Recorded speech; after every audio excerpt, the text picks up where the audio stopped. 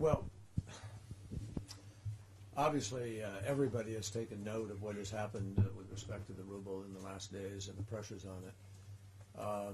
And it goes without saying that the purpose of the European, U.S. et al. Effort with respect to sanctions was to make it clear to Russia, to President Putin, that there are costs attached to the unilateral annexation of Crimea and the continued support for separatists within Ukraine and the violation of Ukraine's territorial sovereignty and integrity.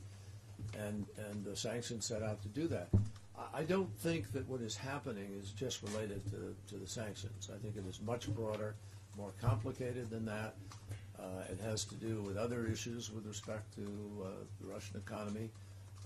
And oil prices, obviously, have also played a significant role in this. So there are a lot of combined factors. But the sanctions were clearly intended to invite President Putin to make a different set of choices.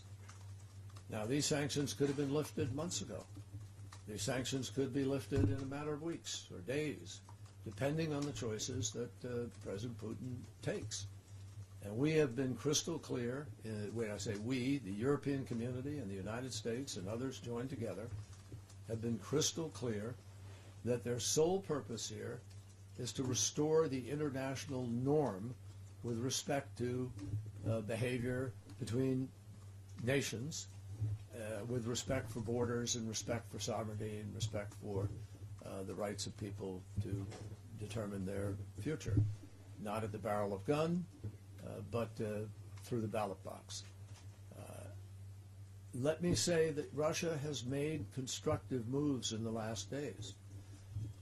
And there are some indications that whether it is the line of control negotiation or the calm that is in fact in place in a number of places, the withdrawal of certain people, there are signs of constructive choices. And that can only be helpful, hopefully.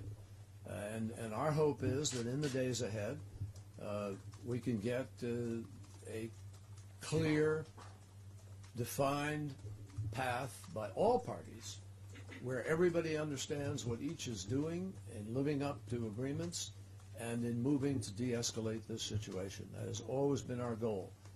And I'm confident that as rapidly as that can happen, you will see Europe and the United States respond with respect to the sanctions that are in place today. We do not want the people of Russia, to be heard here. This is not our goal.